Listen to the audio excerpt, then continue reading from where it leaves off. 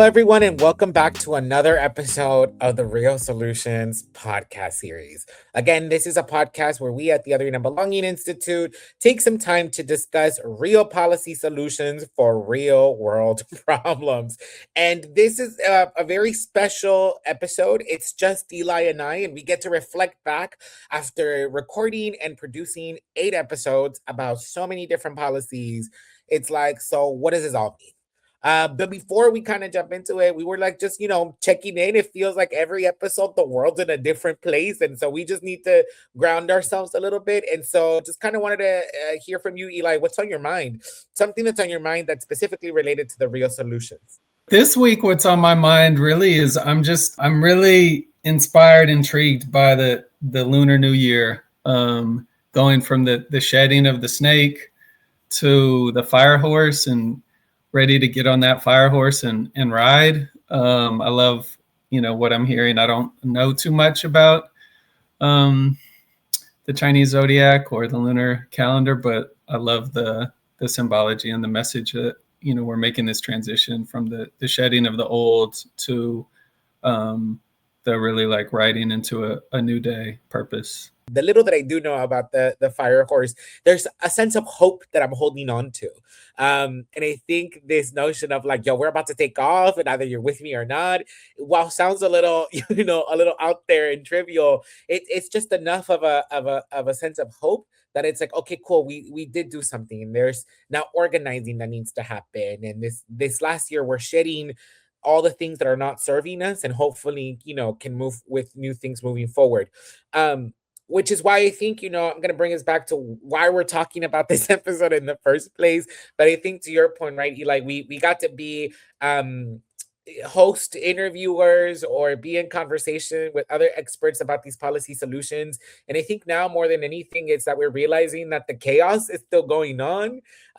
There's this constant push to exhaust us. And we know that this is not new tactics, but I always tell folks that we have to remind ourselves that the Montgomery bus boycott lasted for a year and then some. And so this is not something new. It's just important that, to always keep track of what it is that we have, keep sight of what we're going towards and to really fight for the world that we deserve and the policies that we need to ensure that this world can be shepherded. And so I think, similar to what you're saying, Eli, right? It's also, I guess it's a little disheartening knowing that we're basically fighting and defending attacks against our basic human rights. Like, it's not even like some wild, lucrative, sort of, type of fight of it all. It's like basics. It's like we're going to the basics of it all. And I think that's a little bit of the scary part, but they weren't ready for us. And so we just got to keep going forward. I'm really taking in the year of the horse. So let's take off. Yeah, I mean, I think it really resonates with the whole original purpose of this series, because we have these crises that just keep hitting and having to play defense and resist and protect our neighbors, our institutions, our communities. And it's hard to kind of keep some sort of North Star where we're able to say, yes, we're like defending against these attacks right now, but what we really deserve are is this vision of a world where everybody's needs are met, where well-being really is accessible to all, and all people get to experience that belonging without othering. And so the whole idea of the real solutions was like, let's create space where the people who are deeply involved in some of these really bold policy strategies that could be real solutions, that are real solutions, can hold the mic and explain in like really plain language what those policy proposals are, where they're already being implemented, how they're working, what sort of coalitions they make possible, what the lived experience is of their impact, and that can be a story that we all get better at telling. And so we're not just experts at like the issues we focus on or the particular community we're deeply rooted in. We start to have this stronger collective story across those silos, across those communities. about real solutions that meet all needs, right? That cut across climate and immigration and education and wealth and um, all these aspects of our whole people, because we're whole people, we're whole communities. So I think that's still really relevant, and I'm excited about. Yeah, I love that the way that our guests ran with that, and I just feel like they offered a lot to learn from about what these different solutions make possible. No, 100%. And I think one of the things I really appreciate about so far about the series is something that you always grounded us in the beginning of the series. And it's always kind of like, as a way to kind of revisit, why we even decided to have this podcast in the first place.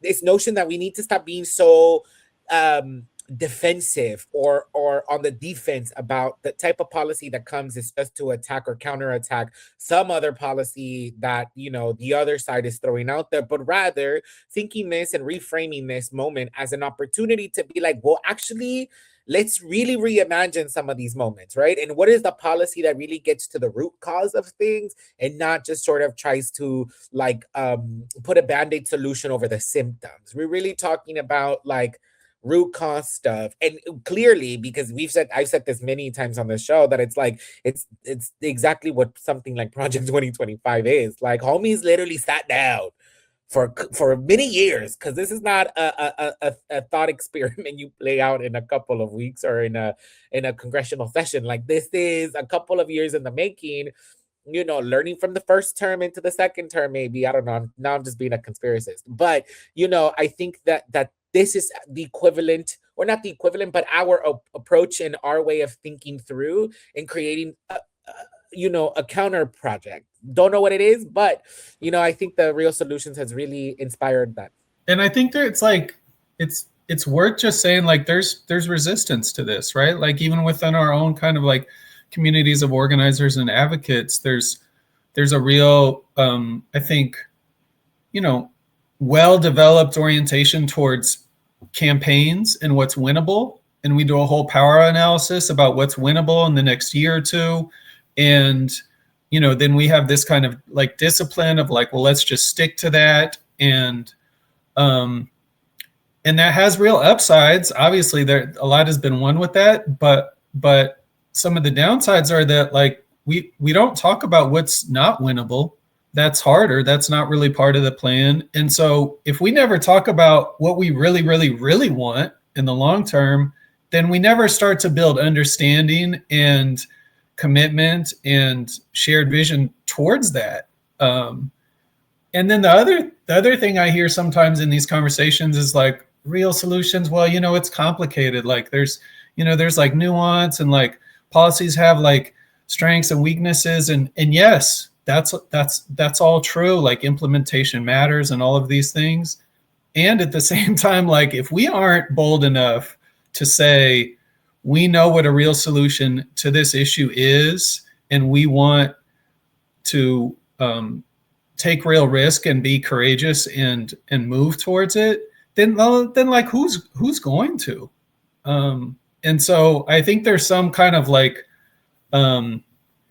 boldness that's needed to just say like, yes, we understand there's nuance, and like right now that's not the point. The point is to tell a story about the future that is really compelling and helps build power towards a really transformative vision.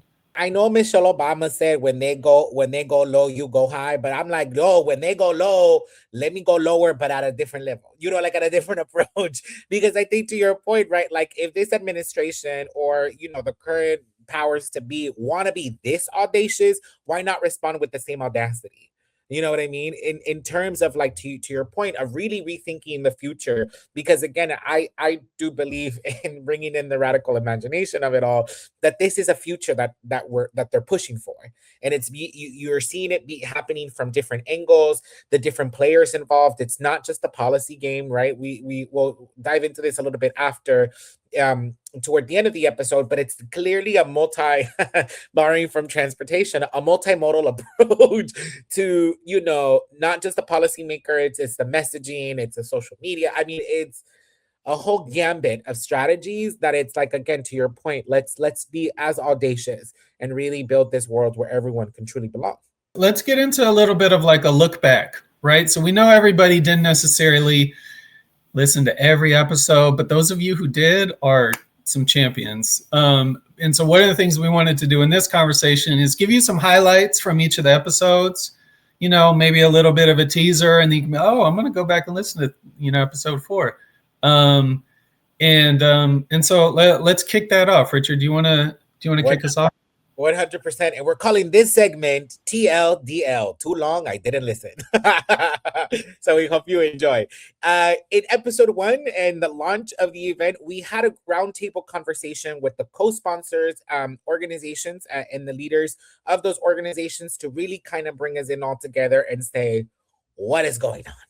So in episode 1, we had Christina Livingston, where Christina says that what we're actually in this moment is a sort of a chrysalis. And I quote, it's a place where a lot of things are falling apart. And if we think about it, many of us can celebrate some of what is falling apart that has been hurting us for a long time, but only if we can replace it with something that will benefit us in the future. So yes, while there's this chrysalis that right now, according to Christina, that we're in, things are falling apart, but it's also an opportunity to think about what can we rebuild in its place that will benefit us in the long run. Then Gordon from the National United Health Workers came in to talk about real solutions as something that must go beyond the quick fixes and defense. And they must transform the system to reflect our deepest values, being equity, shared prosperity, and human dignity. Right. And of course, we're asking what is equity means that everyone, rich or poor, urban or rural, deserves the same high quality care, including immigrants, people of color, and transgender community members, with no exceptions. Democracy means healthcare policies that should be shaped by working folks and that are affected by communities, not corporate lobbyists and insurance executives. And solidarity means recognizing that our health is bound together. None of us are well unless all of us are cared for.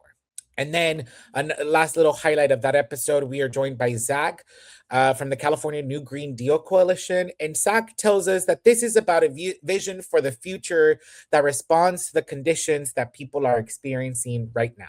We can move away from fossil fuels that pollute our communities and go to cheaper and cleanable renewable energy sources. We can create a stronger social safety net so that everyone can thrive during that transition.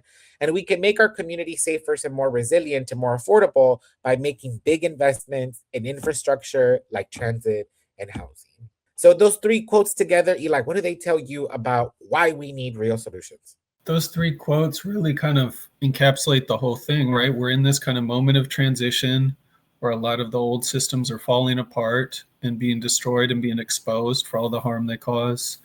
There are these kind of bedrock values around equity, well-being for all, fairness, that are really what we will build the new world on.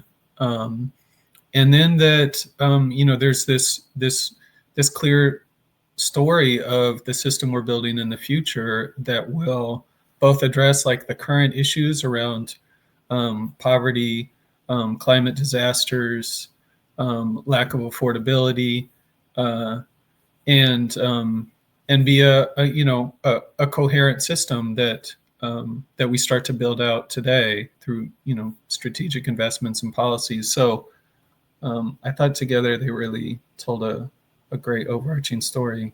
And then in episode 2, we dug into baby bonds. Right. So we had David Ratcliffe from the New Schools Institute on Race, Power, and Political Economy, and then Amit Kanduri from the Georgia Resilience and Opportunity Fund. So baby bonds are a way that the government can, every time a baby's born, create a fund for that baby, make an initial investment, and then once that baby reaches adulthood, that fund has grown much bigger. And that money is available to that young adult to invest in a home or a business or education. And so it's really a way to level the playing field in terms of access to wealth for all people. And it's being done There are now 15 different states that are introducing baby bonds programs. Some states already have them, like Connecticut and California. And they talked about some interesting coalitions that had formed that, like, they were getting support, obviously from anti-poverty advocates and racial justice advocates, but also from realtors and mortgage lenders who are excited about more people being able to buy a home, own a home, small business associations, and other allies. And so we wanted to play a couple clips from each of the speakers. Let's start with David talking about freedom and the American dream and the way that baby bonds fit into that story. You often hear about the American dream, right? That sounds pretty cool. But American dream without resources is really hard to get there, particularly in these times. Something like baby bonds can actually help provide resources so we can achieve that American dream. It provides resources so we can actually have a stake in the economy. So we're not just sitting, observing on the sideline and wondering, why is it that, a certain very small number of folks are doing so well economically, and the rest of us are working so hard, 2 and 3 jobs, still struggling just to get by. So this notion of, freedom is also at play here. That, it sounds, a little bumper stickery, and we want to wave the American flag, but without resource, freedom is elusive. Taking back the freedom narrative, and then Amit kind of elaborated on that in a powerful way. So let's play that clip too. More broadly, wealth is important because of what it enables. It has certain enabling conditions.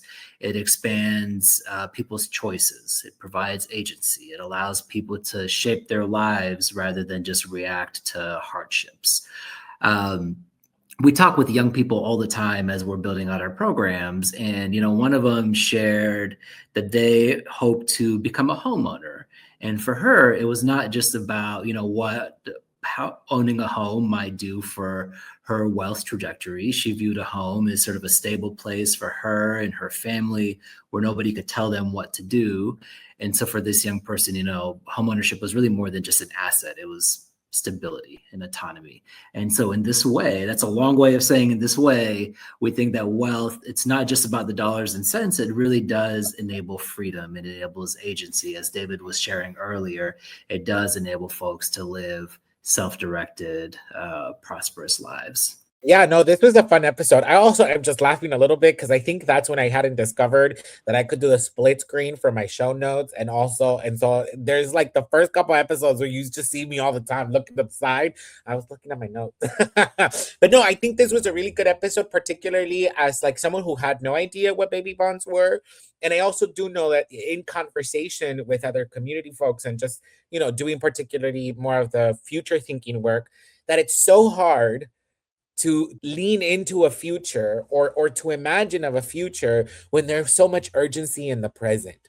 It's true. I mean, it's planning for the future. I mean, there is the pilot program in Georgia is delivering payments to people right now, right? So they're sort of like, they're trying it out as though the baby bonds the program had been created when these individuals were babies, but the individuals are now young adults and are getting the benefits of both baby bond capital and a basic income.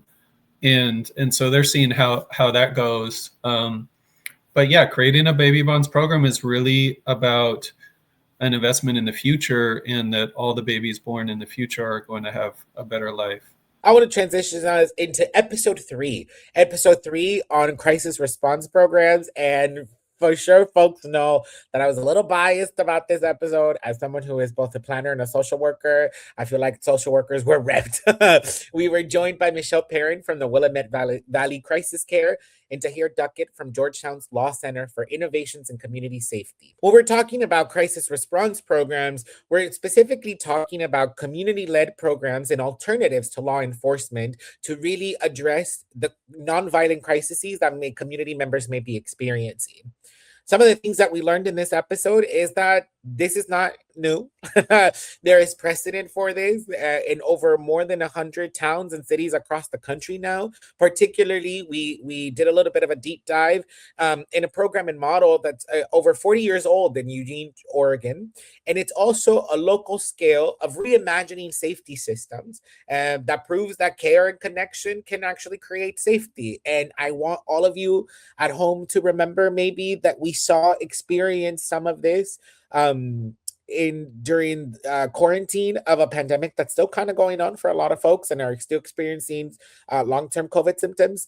Want to bring some visibility to that, but also that we saw how, and we continue to see, I think, how care and connection really can create safety. And with that, I want to take us to a clip of Tahir, who touches on a little bit about who we choose to send when someone is in crisis. Something I love that Barry Friedman from NYU's policing project says is that a lot of times folks aren't calling the police, they're calling 911, and we are sending the police. Things that Michelle and I have been talking about, they're not problems that most often can be solved by a badge or a gun. So why is it that that's who we're choosing to send? And so I know originally your question was, how should we be responding to these different types of crises? And I think my answer would be in different ways, right? In the ways that people actually need. Yeah, I love that quote, because that commitment to really understanding what community needs are in a particular moment and having systems that are responsive and effective is another one of those kind of bedrock values for all new systems that isn't just about crisis response, but, came up in other episodes too. Maybe we can come back to that.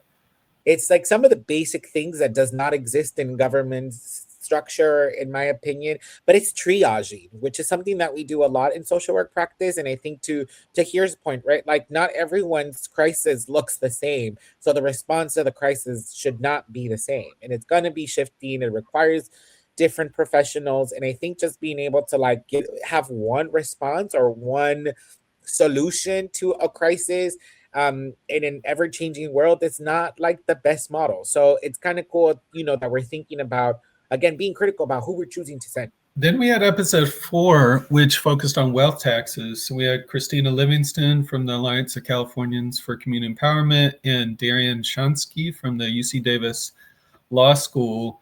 And they were talking about wealth taxes, which are a tax on not income, but wealth. And, they pointed out that most extremely wealthy people don't make their money off income. They make it off wealth. And so there's a huge gap in our tax system where those really extreme concentrations of economic power and wealth aren't really being taxed.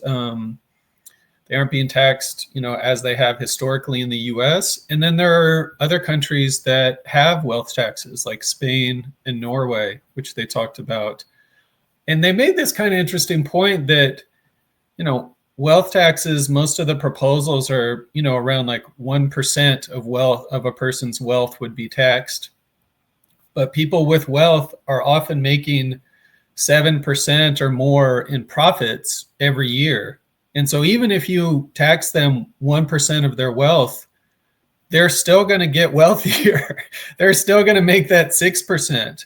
And even that little small percentage being taxed would generate hundreds of millions, if not billions of dollars for all these needed public investments.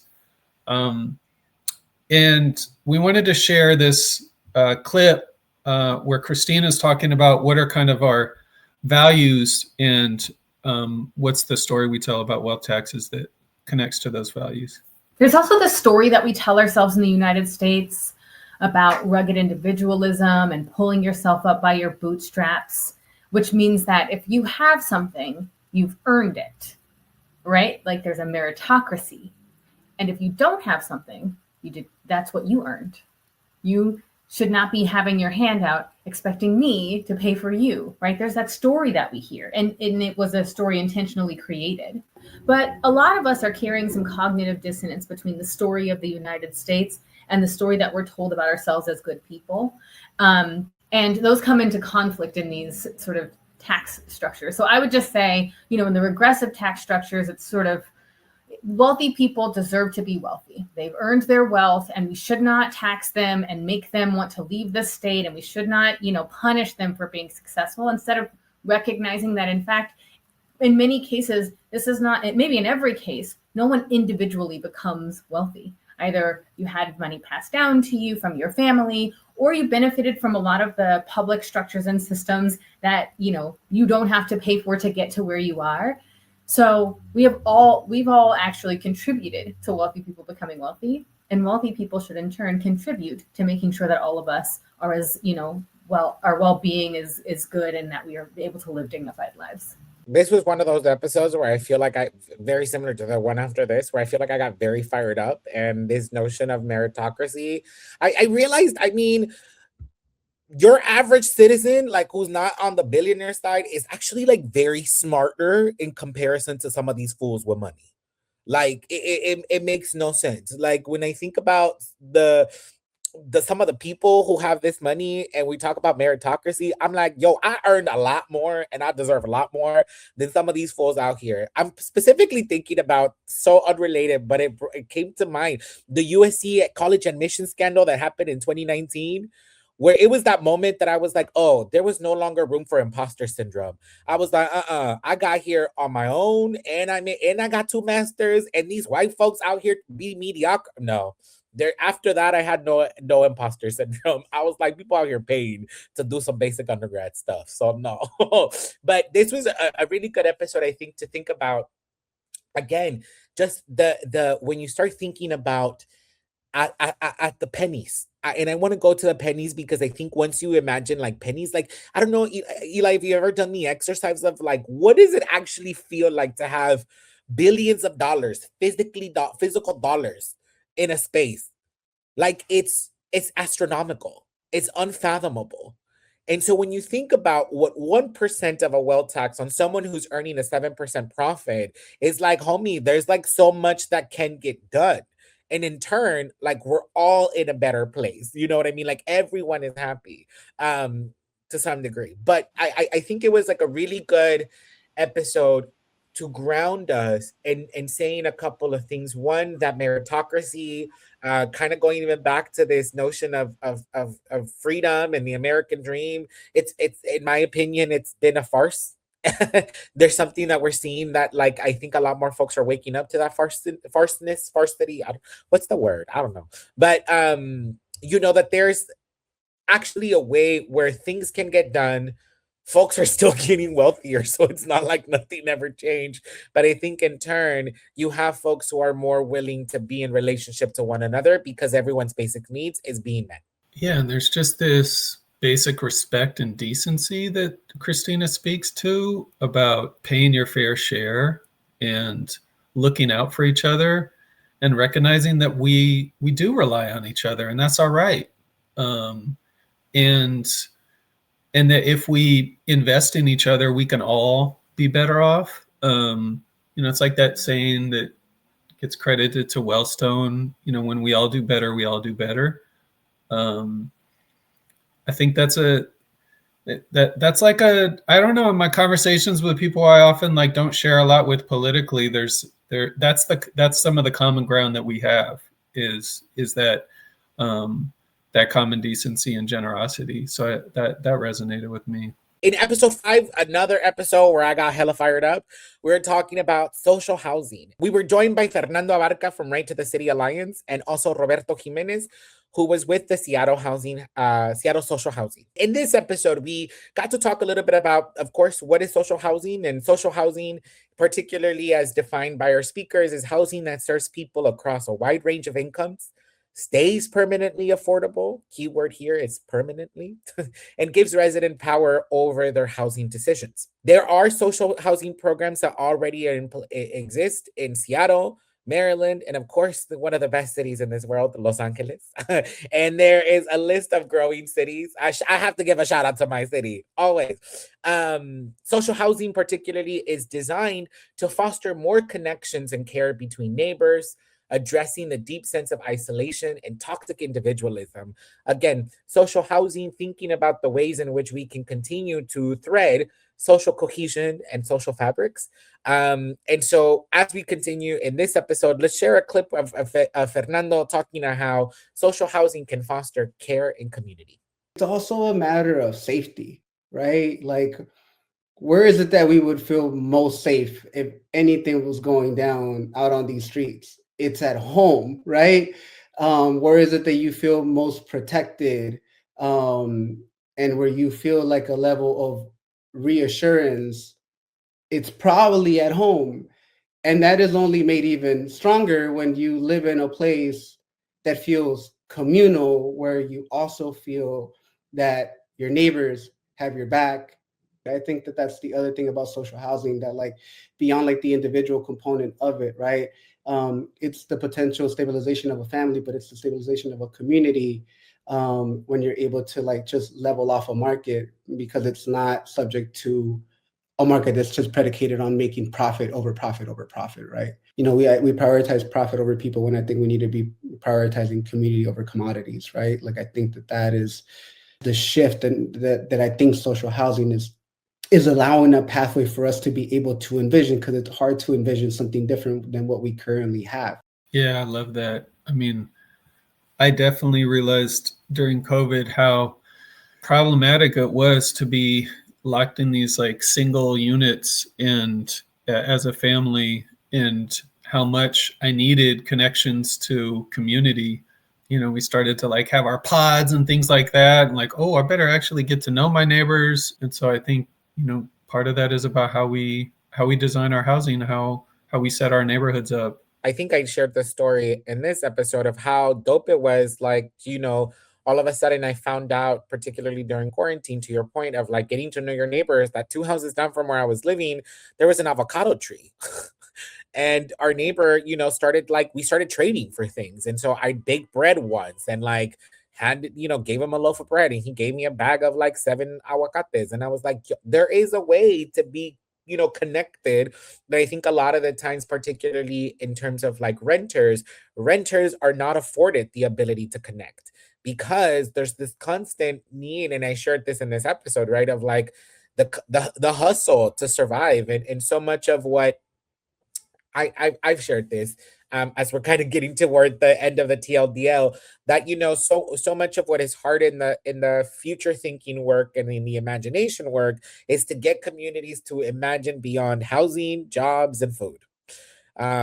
And that's just surviving, you know what I mean? And it's kind of hard to kind of get folks to imagine beyond that, and to just imagine into thrive-ins. Shout out to Dr. Destiny Thomas and her word, thrive-ins. But no, I think this episode in social housing particularly is a really good policy example of what connection can do. Now imagine, oh, now I'm jumping ahead, but I'm just kind of getting to like, what would happen? Like, what would a crisis response program look like in a place that has social housing versus in a place that doesn't?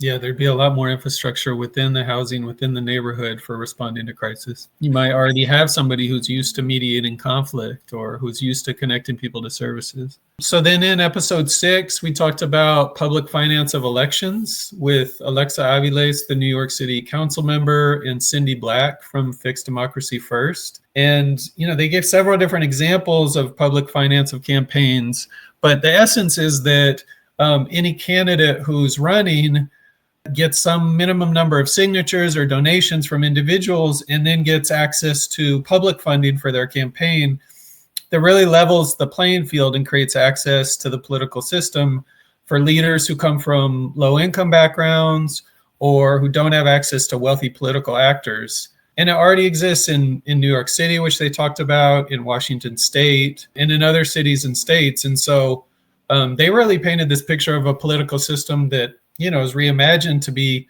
actually fair and representative for all people, not just the rich and connected. So we wanted to show this clip of Alexa talking about the values of fairness and representation. The demos of democracy is people. And, the getting back to that value of centering people, empowering the people, not a person or a corporation or the 1%, right? The value of fairness for all people, the value of representation, to me are there. We're talking about shifting a system, but we're also talking about a culture of practice and what we as a country and our democracy value. Unfortunately, has been perverted beyond recognition. But to get back to like those values of fairness and representation and the focus of the people and their wellness is, to me, the shifts and values that need to come back. I do love that this clip in particular, because we love a good etymology, and I love the fact that she said that demo, right, being the people in democracy, because now we're living in a corporatocracy. In addition to the public financing, we got to talk a little bit about some of the policies that also have created the conditions that we are in this moment in time. Particularly, I'm thinking about Citizens United, passed in 2011, giving corporations First Amendment rights and getting rid of their contribution limits to campaigns. I appreciate what Councilmember Aviles had to say of really centering people. And I think particularly as an urban planner, it's something that we also don't do within the profession. We tend to sort of rationalize people's existence as opposed to centralize their existence. And I think it's a very different sort of level of analysis when we focus on the care of people. Truly, I think, as we're kind of going through these recaps, I feel like care and people are at the center of everything that everyone is saying. So on episode 7, we were joined by Moira Burse, who is a senior fellow at Climate and Community Institute, and Sierra Koss from Extreme Weather Survivors. This episode, again, another episode dear to my heart, specifically talks about disaster insurance, who are there to provide support to people in their recovery from disasters and invest in projects that reduce the future damage of disasters, or what we call community resiliency. This is something similar. There are similar policies towards better addressing disaster insurance, specific to New Zealand. And this episode particularly was aired a year after the anniversary of the LA fires. And we also got to hear testimonies from the many people who had been dragged along and mistreated by insurance companies who didn't show up when they, you sort of step into a contract where you expect that. So we wanted to hear a little bit. We want to play a clip from Moira on specific on putting people's needs over corporation desires. Fundamentally, the policy centers people, not insurance companies. And I think that's essential, whether it comes to these sort of bigger, how are we changing the system, transformative types of policies I'm talking about, or whether it's the kind of short-term measures to help people in the now that Sierra is talking about, which are absolutely important as well. The priority has to be, and the value has to be, how are we helping people, right? And unfortunately, that isn't always the case from some of the policy proposals and solutions that get put forward. The orientation of any approach to this insurance crisis needs to be, how do we increase safety and resilience for all households? And the tools of insurance have a role to play in that, but insurance companies should not be the center of that policy. And relatedly, right, we've talked about this a bit already, but part of the solution here is also understanding that our fates are shared. Yeah, so that kind of comes back to what we were talking about earlier with wealth tax and this recognition that we do depend on each other, we do rely on each other, we're independent, and we have this shared fate. And so our solutions should support that, right? Can be mutually beneficial and start to tap into that kind of core value. So then our final episode 8, the finale, was a conversation with several different speakers from different episodes and co-sponsors that really looked like across the whole series and started to lift up some of the insights. Definitely worth listening to. There's a lot in there. But a couple of the things we wanted to lift up. One was this point that came up several times about this moment right now that we're in being really crucial for local and state government to innovate and implement real solutions in this moment of federal withdrawal, right? So there's this real kind of restructuring and withdrawal of investment in services at the federal level. And so how are states and cities responding to the needs, and maybe reimagining how that's done and starting to really experiment and innovate. And so that creates a kind of opening for real solutions. And then Amit and others talked about the threat of false solutions that are disguised as real solutions, like the Trump accounts, and gave us some really helpful questions to differentiate. One just being, okay, well, who actually benefits from the policy? Like when you really look at what the policy is beneath the surface, are the effects broad and are they equitable, right? Do they actually reduce inequality and benefit the most in need? And that starts to help us expose these kind of false solutions that are interesting, because they're signals that like something like baby bonds is widely popular, right? Or it wouldn't be, they wouldn't be trying to kind of co-opt it and do a fake version of it. That's encouraging, but then we need to be able to differentiate what a really substantively real solution would be. And then another really relevant point to this moment was where Michelle and others were talking about. Michelle said, it feels like we're trying to build the crib while the house is on fire. I thought that was deep, right? The crib is, planning for the future and tending to our most vulnerable. While the house is on fire, though, it can feel like we really shouldn't, we don't have time for all that. And so it's easy to just kind of go back to what's fast and familiar, right? Those old systems that there's already sort of a groove established there, and maybe we just go back to that. And so she was asking, how do we create the spaciousness to imagine and implement real solutions? And what she pointed to, and others have talked about, is in this moment, a lot of people are coming together to collaborate, right? On the block level, people protecting their neighbors, on the systems level, people figuring out like, okay, how are we going to deal with all these cuts? On the, community organizations coming together into these broader movements. And so that moment of collaboration, that moment of kind of breaking down the silos and walls is a moment for the kind of spaciousness to reimagine and to innovate and to start to implement real solutions and new strategies. So I thought that was helpful. And so thank you all for sticking around for our TLDL segment, our too long didn't listen.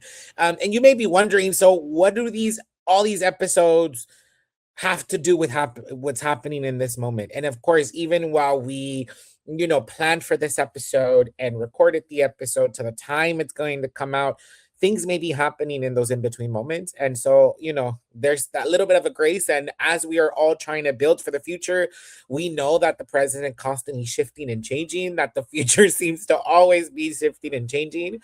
But some of the things that we've been inspired by that have happened, at least in this moment or in the recent past, that could address and are important to real solutions. Of course, we have to talk about the fact that by the time when we started recording this episode, we had not had Zoran Mandani as New York City's mayor, but now he has won the election and has been sworn in, and so it's now the mayor of New York. And really, his campaign narrative was about three big solutions: fast and free transit, freezing the rent, and free universal childcare. And there's a lot of big power in this narrative, right? There are many of the issues that we have talked about in the Real Policy Solutions podcast as problems, that these solutions are trying to impact. And Mayor Mamdani just said, these are my three promises. You know what I mean? And not only is that the messaging of the campaign powerful, but we also have to talk about how powerful it was in the way that his campaign was able to mobilize massive amounts of grassroots and organizing infrastructure. Numbers that are out there are about like 100,000 volunteers. Now, These two things are very much so related. I mean, first of all, how do you mobilize 100,000 folks? Like that's a lot. But we also did see Mamdani, right? Literally organizing at 3 o'clock in the morning because there's a whole community of workers that is working at 3 o'clock in the morning. But really, what having that amount of people can do is that by having such an amount of people, a massive mobilization of folks who are on the ground means that you don't have to necessarily depend on wealthy donors and corporate funding, right? Getting 100,000 people to give $100 per se is a lot of money. Just thinking about the power of Mamdani's campaign and the ability to mobilize folks and the narrative driven behind it, something to look out for. Something that Eli mentioned earlier is that there are fascists who are trying to also very much deliver material benefits to the base that voted for them, like the Trump accounts, and yet they're failing. Right. And so looking at their solutions fail because they only really are benefiting the wealthy and those who want to maintain that wealth across over working people. So when solutions like that fail to deliver real benefits, they pivot to the othering, right? So they pivot to blaming so and so. The whole narrative campaign around immigration right now is a perfect example, right? Like when you folks are failing to deliver, then you gotta blame someone else because it wasn't I. Bebe, eso se llama. Oh, sorry. It's just a cop out. It's a cop out to the shit that you promised and you can't deliver on. And if there's one thing I hate, are people who are flaky. In addition to being fascist, of course. And so when we start to blame other people, it's an easy strategy again to distract, divide, and conquer. So if anything, this feels like colonization 2.0, but they're trying to colonize your mind. They're also very much so, as we've mentioned throughout this podcast, is very much a narrative conversation, right? There's a lot of sort of amendments, even in conversations around amendments that are being put up in the on in public discourse. I don't think I foresaw. I don't know about you, Eli, but I don't know if I ever foresaw in my lifetime this conversation about a third term being put on the table. That's not something I foresaw.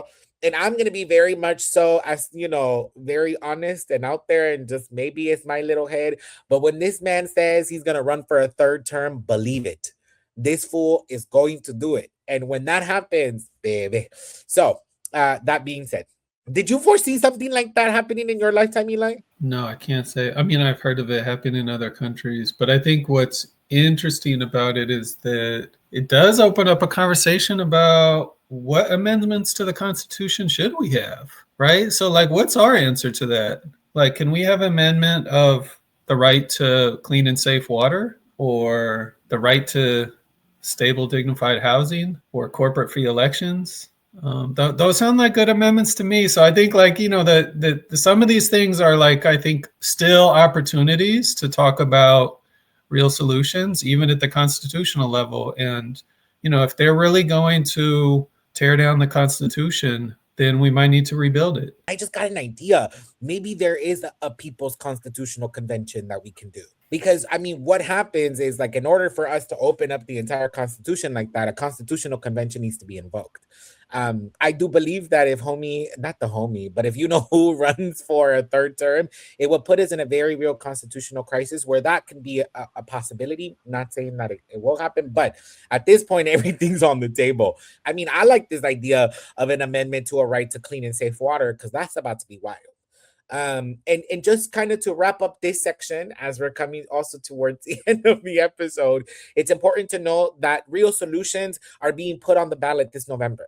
This is not a fight that we are going to have to, you know, take a break on necessarily. I mean, take your rest, do what you got to do to stay in it in the long run, but know that there are definitely benchmarks along the way where there are candidates who are running on real solutions. There are advocates who are pressuring candidates to take a position behind real solutions, or even ballot initiatives that aim to pass real solutions. And so it's going to be very important for us to realize, look out for these real solutions. So we wanted to turn to some of the actions that people can take to advance real solutions. What we feel like are some of the lessons on strategy that are coming out of this series. And we've thought about it a little bit, you know, about folks different kind of positionalities and capacities and roles. But as far as like everyone and, you know, all individuals and in your daily conversations, we think that it's important we look for opportunities to bring up real solutions, right? And so when we hear these messages like, you know, the rent is too high, so we should deport immigrants, then we can respond with, you know, well, yeah, the rent is too high, but we need real solutions like social housing programs that will actually keep housing permanently affordable for the long term, and the, you know, other messages, you know, like immigrants are committing voter fraud. I'm sure we're going to hear that 1,000 times in the next 10 minutes or 6 months. But the real fraud is billionaires and corporations trying to buy our elections, right, and prevent us from voting. And we need public financing of campaigns so that everyday people can run for office and be independent of corruption. And so we think there's opportunity in our conversations, you know, this year to start to bring these things up, bring up these real solutions as responses to the type of fear mongering and yeah, scare tactics we hear. And to our organizers and advocates, look out for opportunities to build alliances across issue areas and campaign for a suite of real solutions, right? I think a lot of our speakers spoke to the interdependence of our well-being. And so what better than organizers and advocates to also do coalition building? Let's look beyond what's winnable in the next campaign. Let's situate the current campaigns in a narrative about long-term visions that we're pursuing, thinking about the future, right? Like, yes, let's put out